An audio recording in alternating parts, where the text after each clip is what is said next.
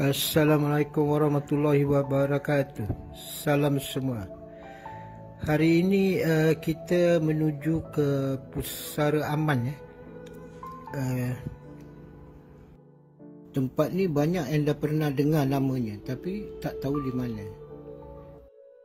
Nampak macam kubur-kubur biasa, tapi kubur Qadiani ni dipisahkan dari kubur umat Islam yang lain.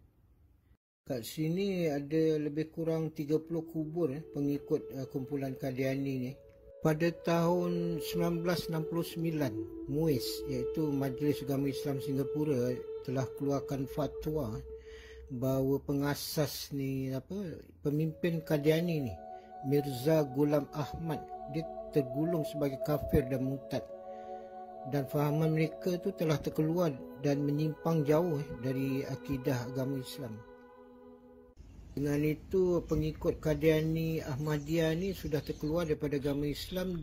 Jadi dalam soal pernikahan ke tanah perkuburan, mereka telah diasingkan dan tidak ada lagi hak-hak sebagai seorang Muslim.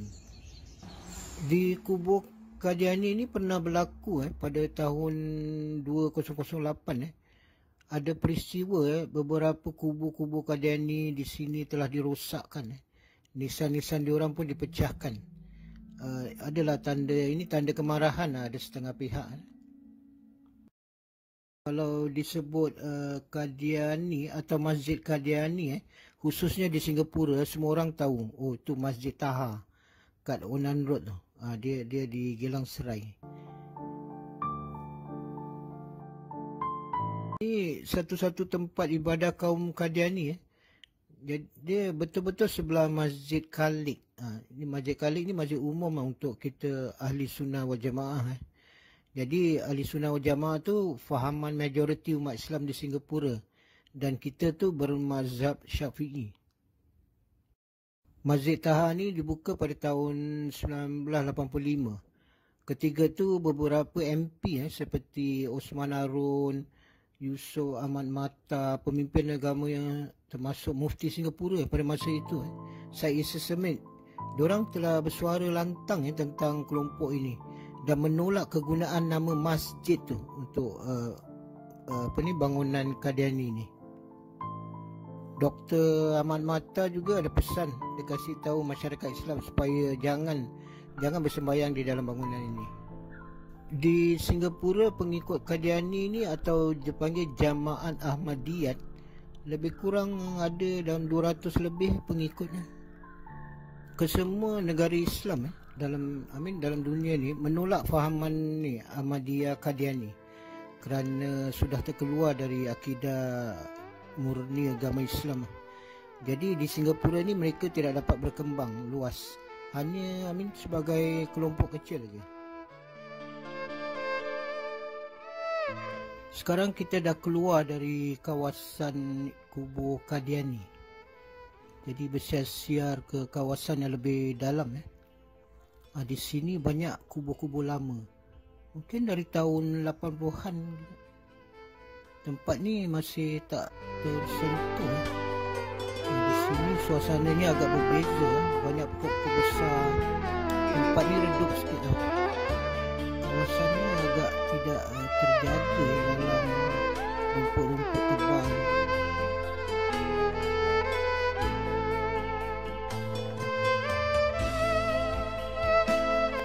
Jadi kita dapat bezakan dia lama dari bentuk batu nisannya. Tengok dari tarikhnya, mungkin usianya lebih 30 tahun ni.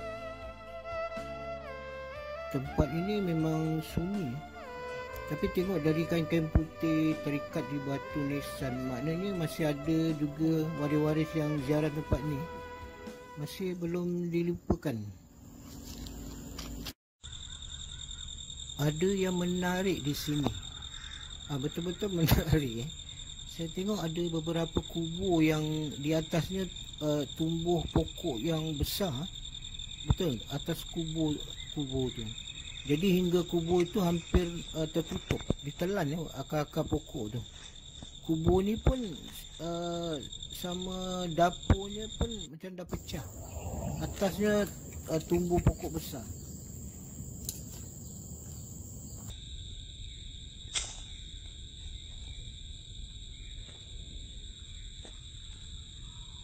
pokok yang tumbuh sebesar ni saya kira makan masa bertahun-tahun ni untuk membesar jadi tinggi macam ni. Jadi bila kita perhatikan beza pemandangan kehijauan pokok-pokok di hutan kalau pokok kat hutan tu kita tengok macam sejuk, cantik mata memandang. Tapi bezanya pokok-pokok yang tumbuh di kawasan kubur ni, saya fikir ialah pokok membesar di atas kubur ni, aura dia tu ada lain sikit, ada misteri. Jadi itu terserah pada perasaan masing-masing. Ada kubur yang telah ditutup, ni rumput lalang dah tutup kubur tu, dibiarkan macam ni kan. Boleh jadi area ni tak dijaga, terbiar, tidak terurus semak lalang sana sini.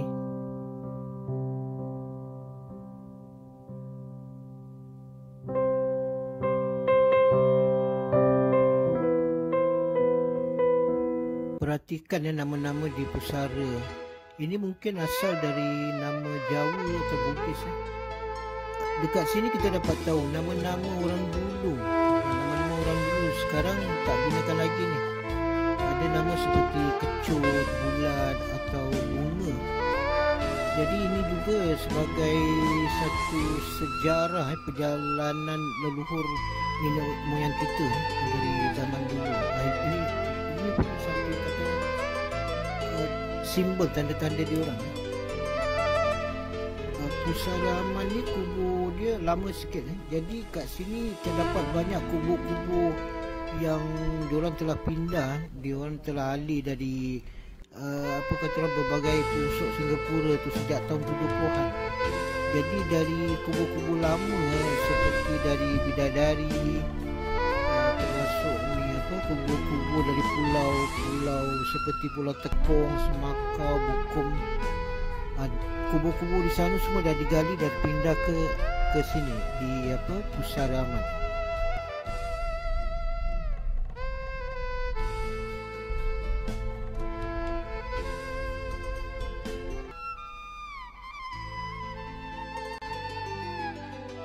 Di sini juga tanah kuburan Muslim yang terbesar.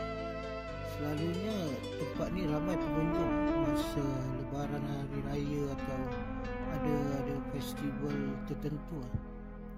Ialah warisnya datang bersihkan semak samun, ada sampaikan doa dalam kita mengingati mereka yang tersayang yang telah pergi meninggalkan kita. Kita dapat bezakan setiap agama tu, kuburan dia tu ada design, dia ada hiasan-hiasan motif, mereka bentuk yang tersendiri. Ini terdapat kubur dari pelbagai agama. Ada kubur Tionghoa, Cina, ada kubur Kristian, ada kubur Hindu. Habis ni dipanggil kubur Bahai, Yahudi, kaum Parsi ada di sini. Termasuk inilah kubur umat Islam.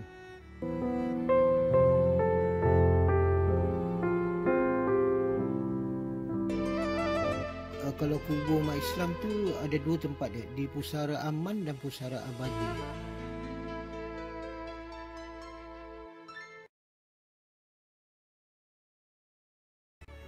Kawasan ni terletak di bahagian utara barat Singapura. Dulu tempat ni banyak pokok getah, ada ladang gambir, lada hitam. Jadi banyak tanaman-tanaman di sini. Dan kat sini juga ada kampung. Kampung nama dia tu Kampung Belimbing dan Kampung Beri.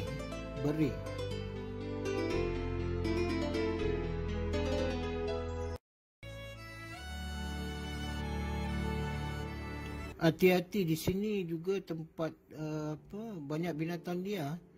Kadang ada ni babi hutan, ular. Habis burung-burung yang liar ni pun yang cantik banyak juga. Kawasan kubur ini sebenarnya semakin mengecil. Sedikit demi sedikit kubur-kubur lama dibongkar dan dialih. Ini kerana pembangunan. Jadi di Singapura ni keperluan tanahnya tu kurang. Kubur kat sini pun dia tak kekal lama. Kerajaan akan bongkar alih kubur ni lepas 15 tahun. Melainkan kalau tanah perkuburan tu, tanah wakaf, mungkin tak diganggu sangat lah. Pembongkaran kubur ni dia gaman tidak kira bulu. Dia kubur Kristian, Cina, kubur Islam, kalau dia nak bongkar, dia bongkar. Bila kita lalu sejauh mata memandang, kita nampak kata orang padang hijau yang luas, tanah kosong. Tapi sebenarnya tanah kosong ni sebelumnya adalah tanah perkuburan. Ada beratus kubur kat sini sebelum digali dan dialih lah. Jadi diorang dah kena alih, tanah tu dah kosong. Jadi tunggulah penghuni yang baru. Jadi begitulah hidup ni, semuanya silih berganti. Bila seseorang tu meninggal, mereka pergi, ialah masing-masing membawa pelbagai kisah peristiwa kehidupannya. Jadi every person have a story. Jadi yang tinggal tu sebagai tanda, ni dia kubur, dan terpacak batu nisan, habis tulis dengan namanya. Mungkin ada yang ziarah lah 2-3 generation, saudara, mara, keluarga atau anak cucu. Lepas itu kenangan pun akan berlalu di telan masa, hilang. Then nobody knows your name. Sebaiknya di sini kita muhasabah diri, ingat kematian dan akhirat. Jadi di sinilah perhentiannya, perhentian terakhir untuk semua yang hidup. Jadi saya rumuskan di sini, semua manusia semua sama.